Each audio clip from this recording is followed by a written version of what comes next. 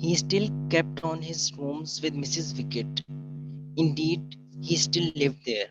But every morning about 10:30, he put on his coat and muffler and crossed the road to the school. He felt very fit, and actual work was not taxing.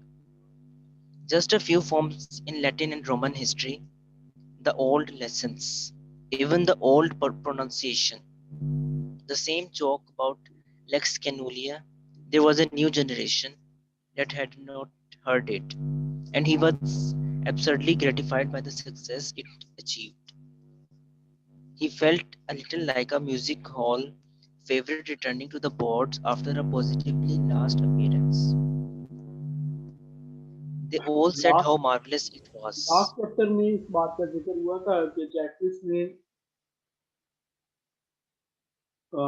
Mister chips से ये request की कि वो जंग के दिनों में 1916 में वो दोबारा स्कूल जो है वो ज्वाइन करे।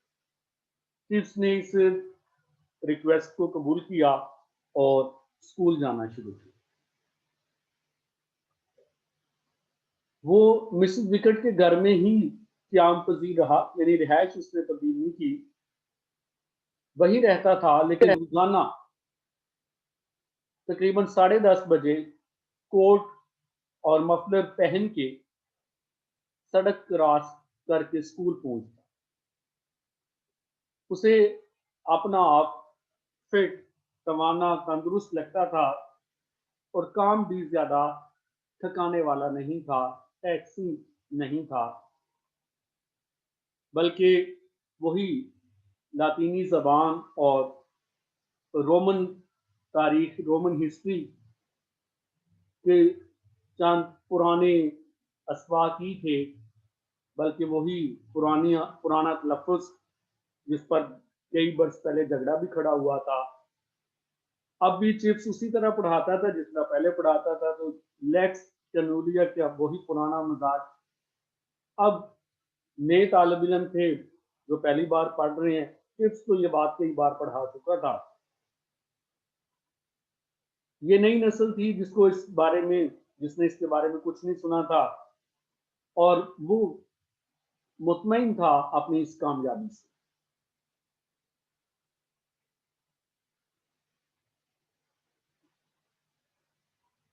वो ऐसे ही महसूस करता था जैसे कोई म्यूजिक हॉल फेवरेट अपनी लास्ट अपीयरेंस के बाद दोबारा जो है स्टेज पर दिखाई दे। Yes, continue.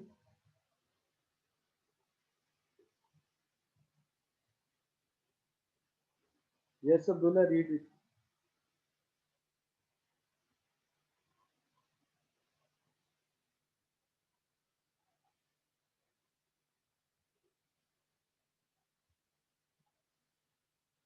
Hello.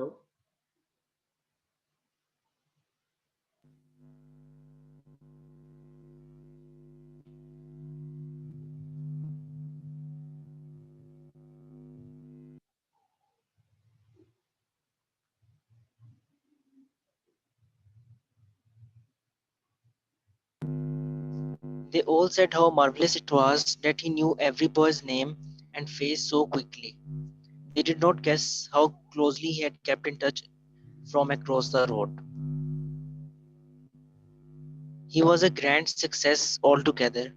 In some strange way he did, and they all knew and felt it. Help things. For the first time in his life to he felt necessary to something that was nearest his heart. There is no sublimer feeling in the world, and it was his at last.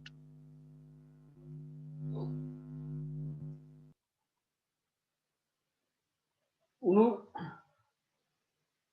वो सब कहा करते थे, यानी नए student, कितना जबरदस्त है कि चिप्स को या उसे हर तालिब इल्म का नाम मालूम था और उनके चेहरे भी। वो ये अंदाजा ना लगा सके कि सड़क के उस पार भी वो उनसे कितने गहरे रास्ते में था। वो वाकई एक बड़ी कामयाबी पा रहा था, एक अजीब तरीके से।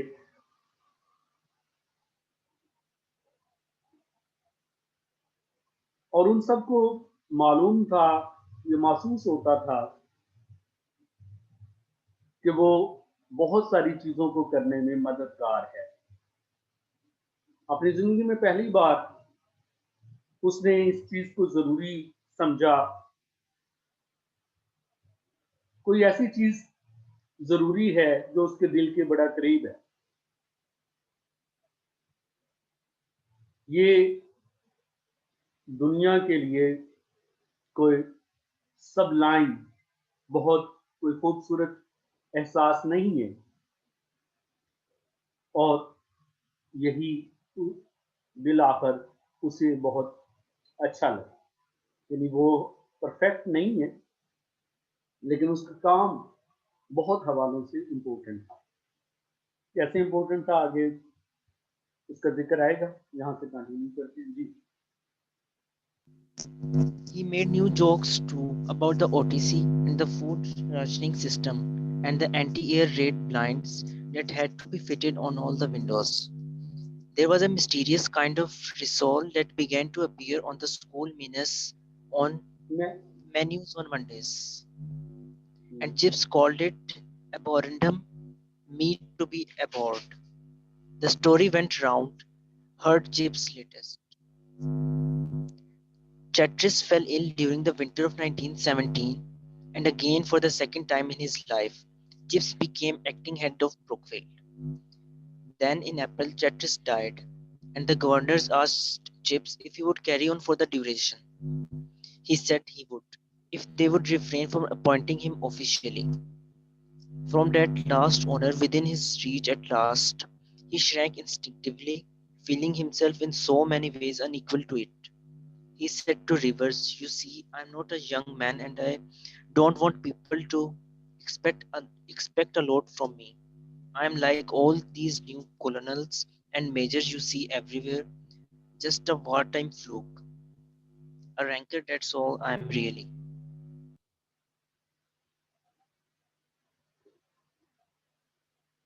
उसने पुराने लतीफ़ों के साथ-साथ नए लतीफ़े भी बना लिए, जैसे ओटीसी के बारे में, जो कि वहाँ ट्रेनिंग होती थी, फूड राशन सिस्टम के बारे में, और जो फ़ज़ाई हमले होते थे, एयर रेड थे, उनके खिलाफ जो घरों के स्याह शीशे लगाए जाते थे, एंटी एयर रेड ब्लाइंड्स। तो फ़ज़ाई हमलों से बचाने वाले काले शीशे जो कि खिड़कियों में लगाए जाते थे, और एक पुरअसरार किस्म की जो खामोशी थी, जो ख़ास तौर पर मंडे के दिन स्कूल में महसूस की जाती। और चिप्स इसे एबोरेंटम कहा करता था, यानी एक ऐसा गोश्त जिससे नफरत की है। ये कहानी, एबोरेंडम की कहानी भी मशहूर हुई, और इसे चिप्स की ताज़ा तरीन कहानी किस्सा समझा गया। 1917 के मौसम सरमा में चैट्रिस बीमार पड़ा, और दूसरी बार अपनी जिंदगी में चिप्स को ब्रूकफील्ड का कायम मकाम प्रिंसिपल, कायम मकाम सरबराह या हेडमास्टर बनाया गया। और उसी साल अप्रैल में चैट्रिस का इंतकाल हो गया। बोर्ड ऑफ गवर्नर्स ने चिप्स से पूछा क्या वो इस मुद्दत के लिए इस काम को, यानी एक्टिंग हेड के काम को जारी रखेगा। चिप्स का जवाब था यकीनन वो जारी रखेगा, अगर उसे सरकारी तौर पर अपॉइंट करने से बाज रहा जाए, यानी उसके ऑर्डर ना निकाले जाए, बस उससे काम ले लिया जाए। ये आखिरी इज्जत थी जो उसकी पहुंच में थी, और उसने जानबूझकर इसे नहीं लिया। मतलब वो चाहता तो सरकारी तौर पर भी हेडमास्टर बन सकता था, लेकिन उसे लगा कि बहुत हवालों से अब वो इस ओहदे के लायक नहीं। उसने जॉन रिवर्स को, यानी जो चेयरमैन ऑफ गवर्नेंस था, बताया, आपको मालूम है मैं कोई नौजवान नहीं हूँ और मैं नहीं चाहता लोग मुझसे बहुत ज़्यादा तवक्को बांधे। मैं तो इन नए कर्नल और मेजर की तरह हूँ, इनको आप जंग के ज़माने में हर तरफ देख रहे हैं। ये सिर्फ जंग के ज़मानों में बाहर निकल आते हैं। ये रैंकर हैं, यानी आहिस्ता आहिस्ता रैंक इनके प्रमोट हुए हैं और मैं भी बस हकीकत में ऐसा ही हूँ।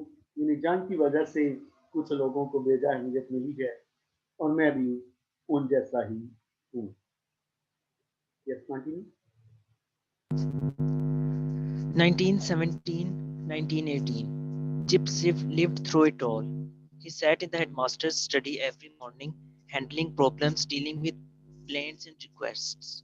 Out of vast experience had emerged a kindly, gentle confidence in himself. To keep a sense of proportion, that was the main thing. So much of the world was losing it, as well keep it where it or ought to have a congenial home.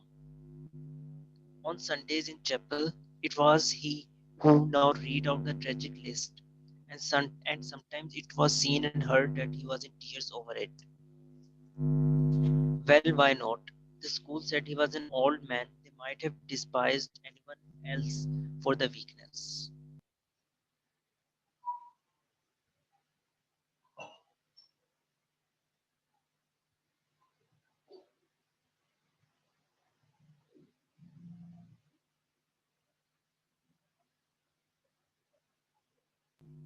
जंग के दिनों का ही जिक्र किया गया है। 1917, 1918 chips इन सालों में वही रहा। वो हेडमास्टर के दफ्तर में रोज बैठता, मसाइल हल करता, शिकायतों और दरखास्तों से निपटता। अपने वसी तजर्बे की वजह से उसमें एक हमदर्द, शफकत भरा एतमाद आ चुका था। To keep a sense of proportion, ये मैंने बहुत दफा आप लोगों को कहा, इस पे फोकस करें। ये वो खूबी थी, या चिप्स इसे खूबी समेटा था, सेंस ऑफ प्रपोर्शन, यानी चीजों को उनकी असल जगह पे रखना। ये बहुत बड़ी बात है और दुनिया में यही सेंस ऑफ प्रपोर्शन खत्म हो रहा था, इंतशार फैल रहा था।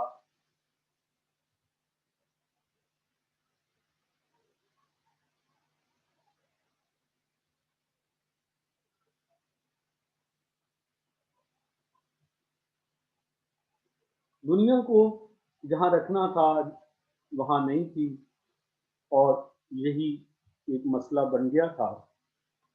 इतवार के दिन बच्चों के चर्च यानी चैपल में कबीर चैट्रिस नाम बुलंद आवाज से पढ़ता था, लेकिन अब चिप्स ही था वो ट्रेजिक लिस्ट पढ़ता, यानी वो लिस्ट जिसमें ब्रूकफील्ड से ताल्लुक रखने वालों और जंग में काम आ जाने वालों के नाम थे। बाज़ ये देखा और सुना गया कि लिस्ट पढ़ते हुए उसके आंसू बह निकले, और क्यों ना बहते। पूरा स्कूल कहता था वो एक बुजुर्ग आदमी है, ओल्ड मैन है। इस कमजोरी की वजह से शायद किसी और को अगर चिप्स की जगह कोई और होता तो शायद वो उसे हकीर जानते या नापसंद करते, जिस तरह की कमजोरी वो दिखाता। लेकिन उसकी उम्र का लिहाज करते हुए सब उसको जो है उसके दर्द को समझते। Yes please, one day he got a letter. One day he got a letter from Switzerland from friends there. It was heavily censored, but conveyed some news. On the following Sunday, after the names and biographies of all boys, he paused a moment and then added, Those few of you who were here before the war will remember Max Steffel, the German master. He was in Germany visiting his home when war broke out. He was popular while he was here and made many friends. Those who knew him will be sorry to hear that he was killed last week on the Western Front. एक रोज उसे Switzerland से एक खत मसूल हुआ। वहां के दोस्तों की तरफ से ये खत था, जिसे जंग की वजह से काफी सेंसर किया गया था। जंग में क्योंकि ऐसा होता है, नजर रखनी पड़ती है। लेकिन इस खत में कुछ खबर मिली। अगले इतवार को जब ब्रूकफील्ड के साबिक तालिब इल्मों की नाम और मुख्तसर तारुफ पढ़ेंगे, वो तब चिप्स एक लम्हे के लिए रुका और बोला, जो लोग आप में से जंग से पहले के दिनों में यहाँ थी, वो याद रखेंगे कि यहाँ German teacher, German master Max Steffel भी। मैक्स स्टेफल उस वक्त अपने घर जर्मनी गया हुआ था जब जंग का आगाज हुआ। ब्रेकआउट, अचानक किसी जंग या वबा का शुरू हो जाना, ये फ्रेजल वर्ब है, बहुत इंपॉर्टेंट है, इसको आप नोट करें। ब्रेकआउट। जर्मन स्टेफन यहाँ बहुत पॉपुलर था, मशहूर था, और यहाँ उसने बहुत दोस्त भी बनाए हुए थे। जिन जो उसे जानते थे उनको ये जानकर अफसोस होगा, पिछले हफ्ते जर्मन टीचर मैक्स स्टेफल का इंतकाल हो गया, या मैक्स स्टेफल भी वेस्टर्न फ्रंट पर मारा गया। मैंने पहले भी जिक्र किया था कि फर्स्ट वर्ल्ड वॉर के दो बड़े महाज हैं, एक सोन और दूसरा वेस्टर्न फ्रंट।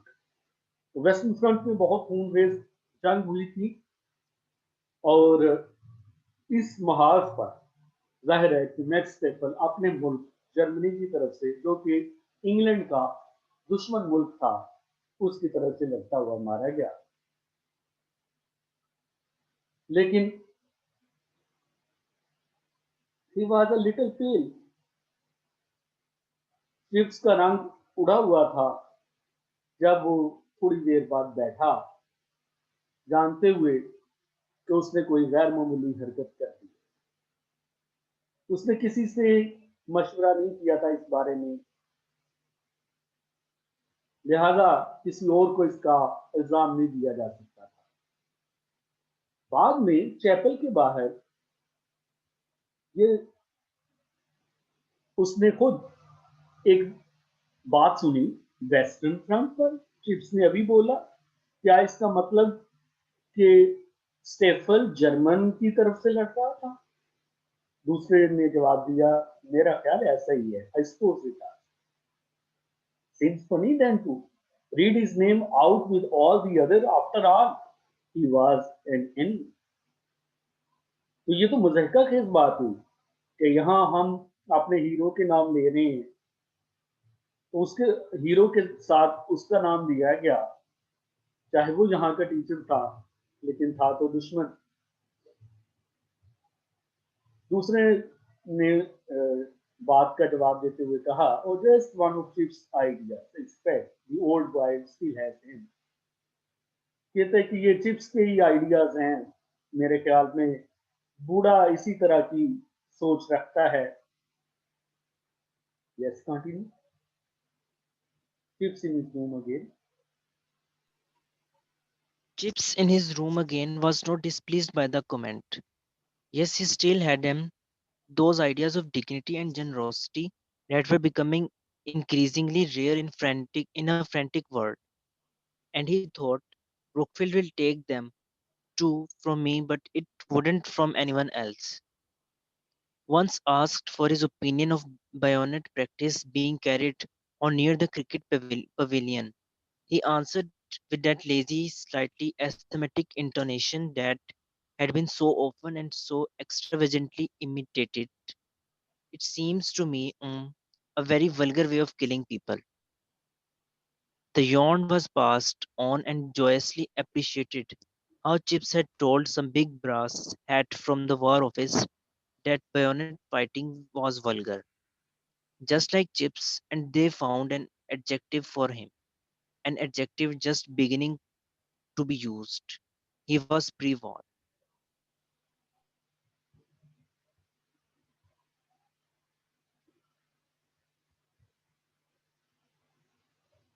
उस रोज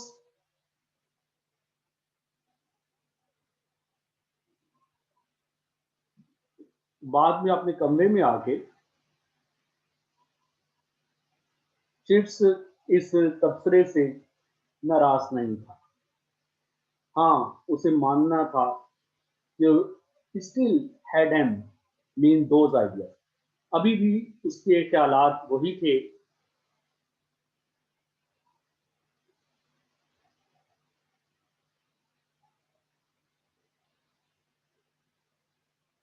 वो ख्यालात जो डिग्निटी, वकार और जेनरोसिटी, सखावत, फयाजी के ख्यालात हैं।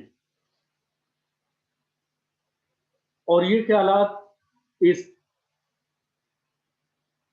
दुनिया में या इस फ्रेंटिक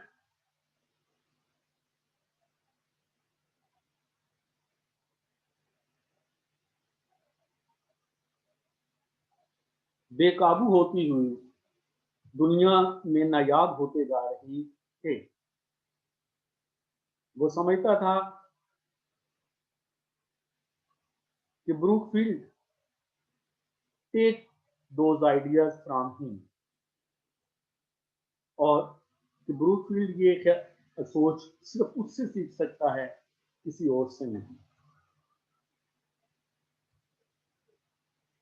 एक बार जब उससे बेयोनिक प्रैक्टिस के बारे में क्रिकेट पवेलियन के करीब राय पूछी गई। बेयोनेट एक तरह की मतलब राइफल है, और और इसमें दो बदू जो है वो सिपाही आपस में लड़ते हैं, पर्सन टू पर्सन कम्बैट होता है। तो बेयोनेट प्रैक्टिस के बारे में चिप्स ने उसी तसाहुल, लेजीनेस, सुस्ती के साथ, और कुछ जैसे दमे के मरीज की आवाज निकलती है, उससे कहा था कि मुझे तो ये बहुत इंसानों को कत्ल करने का बहुत ही बेहुदा तरीका लगता है। टिप्स की इस तरह बोलने को बहुत इमिटेट किया जाता था, बढ़ा चढ़ाकर इसकी नकलें उतारी जाती थी।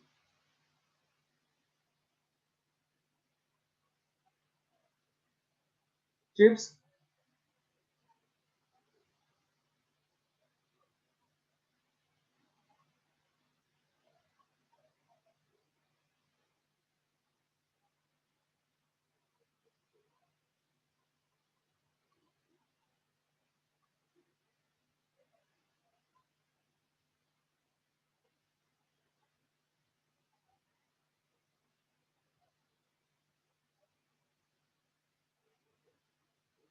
ये बात बड़े खुशकुन तरीके से अप्रिशिएट की गई कि चिप्स ने किसी बिग ब्रेस हेड, किसी बड़े आदमी को बताया था, जो कि वार ऑफिस से, उस वक्त ब्रिटेन में एक वार मिनिस्ट्री, वार ऑफिस बनाया गया था।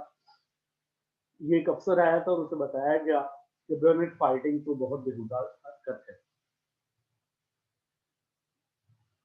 और सब ने समझा ये चिप्स जैसी ही बात है, और उन्होंने उसके लिए एक एडजेक्टिव बना लिया, एक ऐसा एडजेक्टिव जो उसके लिए इस्तेमाल होने लगा, और कहा गया चिप्स प्री वार, यानी जंग से पहले के दौर का इंसान है।